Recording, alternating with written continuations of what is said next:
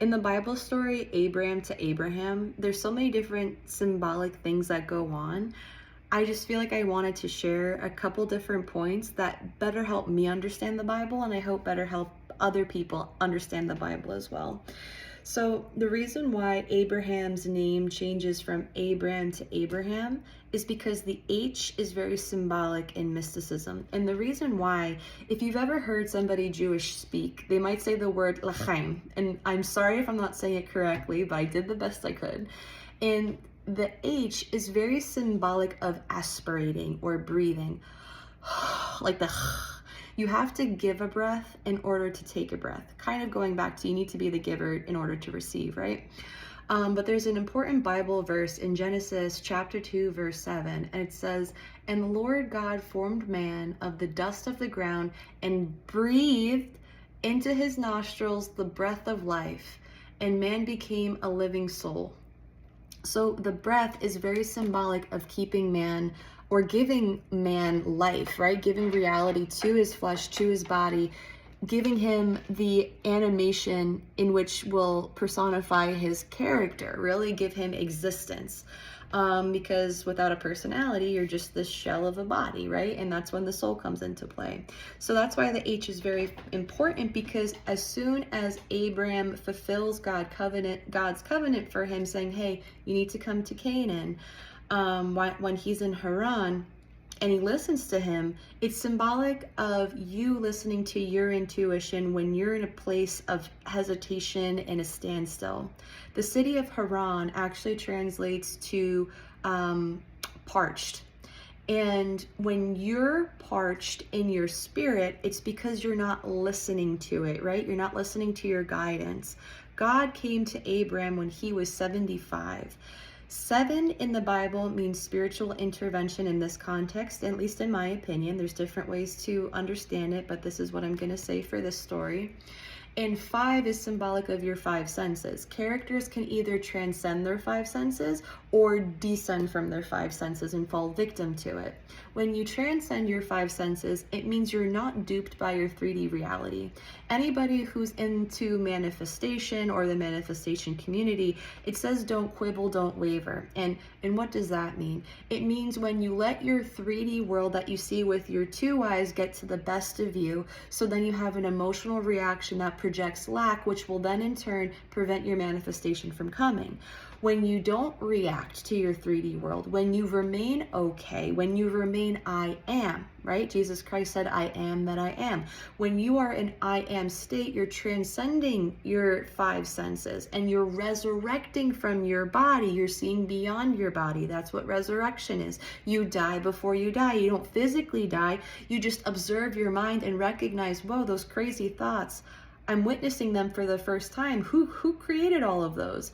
And chances are it was just you picking up subconscious programming along the way because someone told you something that picked an insecurity at you, so you kept it, because the mind wants to fix things, and you can only fix things when there's a problem. So the mind will always try to find a problem because it also wants to solve.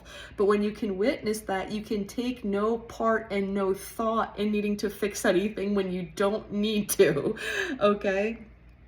So Abram was able to transcend his 5 senses, and even though he quibbled and wavered as he was going to fulfill God's covenant of going to Canaan, which is the land flowing with milk and honey, and I'm also probably going to botch this, but the land flowing with milk and honey is just symbolic of the biological process that happens within you when your pituitary gland and your pineal gland secrete these kinds of fluids that look similar to milk and honey. And the reason why that is important is because when you're in a meditative state, that is essentially the chi, the prana, the Kundalini energy going down your spine and then coming back up to then open up your third eye, right? That is the land of milk and honey. It's not actually in the land in Canaan. It's not in Jerusalem. It's nowhere actually geographical. The Bible is a story about you and your biology, and significantly has to do with everything going inside of your brain. Now, in numerology, when you add 7 and 5 together, because that was Abram's age when he left Haran, the city that's called parched, because you're parched when you don't listen to your intuition, he had to leave, which means he was able to transcend his 5 senses because he listened to his intuition instead, which means he's no longer parched. The number 12, in my opinion, means completion in this context. There's 12 apostles, which are represented by the 12 zodiac signs in the sky, as well as symbolic of the 12 cranial nerves you have in your brain. The 12 cranial nerves in your brain allow you to have a lot of motor skills and a lot of interaction with your 3D reality to allow you to engage with your 5 senses.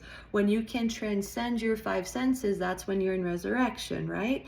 So that's why the number 12 is so symbolic and is so representative in different aspects of our reality, because it is symbolic of that completion. And all of these numbers lend a hand to the Bible. So I just wanted to bring up the number 7, the number 5, the number 12. And as just a side note as well, anytime a husband and wife, so Abram and Sarai in the Bible, are mentioned, the wife is symbolic of the emotions and the husband is symbolic of the mind. When you put these two together, it just represents you. You have your mind and you have your emotions. Any dual characters, tri-characters, if there's quadruple characters, these are all aspects of the same person, and it's about you.